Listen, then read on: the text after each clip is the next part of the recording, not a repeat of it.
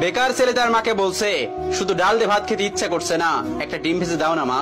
মা তখন বলছে, ডিম ঘরে বসে জন্ম হয় নাকি? শুয়ে বসে 3 বেলা শুধু বাপের ঘাড়ে বসে খাচ্ছিস, আবার মজা না হলে গলা দিয়ে খাবার নামবে না। নবাব যাতে জন্ম হয়েছে ঘরে অকর্মা, এত বড় হয়েছে তাও কোনো কাজে খাটে না। বেকার ছেলের একটা ডিমের আবদারের বিপরীতে মা এতগুলো কথা শুনিয়ে দিল। রাগে গজগজ করতে করতে জায়গা ত্যাগ করলো। খাবার টেবিলে মায়ের এমন কথা শুনে গলা দিয়ে আর খাবার নামলো না। ভাতের প্লেটটা রেখে হাত ধুয়ে ফেললো। মা চাইলে ভালোভাবে বলতে পারতো ডিম নেই।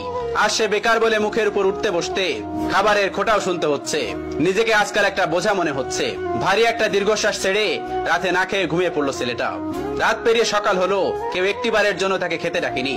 এক বুক চাপা কষ্ট নিয়ে না খেয়ে চলে গেল টিউশনি করতে। এটি দিয়ে হাত খরচ চালায় ছেলেটা। আজ চাকরিওয়ালা বড় ছেলে বাড়িতে এসেছে। যে ঘরে বেকার ছেলের জন্য একটা ডিম ছিল না, সেই ঘরে আজ বাহারি আয়োজন করেছে মা। দুপুরে বড় ছেলেকে যত্ন করে খেতে দিল মা। ওই সময় অভিও এসেছে বাড়িতে। মা তাকে একটিবার অব্দি খেতে ডাকলো না। পেটের ক্ষুধা জানে 1 প্লেট ভাতের জন্য কত কটু কথা সহ্য করে নিতে হয়। বেকার ছেলেটা সকল কষ্ট চাপা রেখে নির্লজ্জের মতো ভাইয়ের পাশে এসে খেতে বসলো। মা ভাই হয়তো একটু বিরক্ত হলো তার আগমনে। মা 2 ছেলেকে ভাত দিল, তবে বড় বড় মাছের টুকরো গুলো এবং মাংসের টুকরো গুলো চাকরিওয়ালা ছেলের থালাতে উঠলো। অভি মাথা নিচু করে 1 থালা কথা নামক খাবার হজম করছে।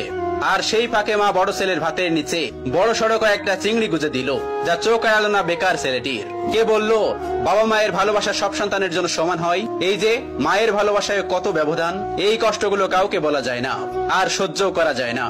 আজ তারও একটা চাকরি হলে মা তাকেও নিশ্চয়ই এভাবে এক্সট্রা খাতির যত্ন করত। কথায় কথায় মন্দ বলতো না। হঠাৎ চোখের কোনায় 2 ফোঁটা জল চিকচিক করছে ছেলেটার। সাথে সাথে খুব গোপনে তা লুকিয়ে প্লেটের ভাতগুলো চুপচাপ খেয়ে নিল। বিষণ্ণ মনটা নিয়ে শুয়েছে ছেলেটা কিছুক্ষণ। এরই মধ্যে মুঠোফোনটা বেজে উঠলো। তার প্রিয় মানুষটি ফোন দিয়েছে।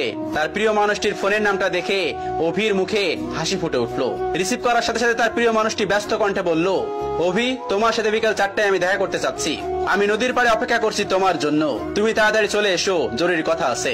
অভির হাসি মুখটা চুপসে গেল এক নিমিষেই। পকেটটা একেবারে শূন্য।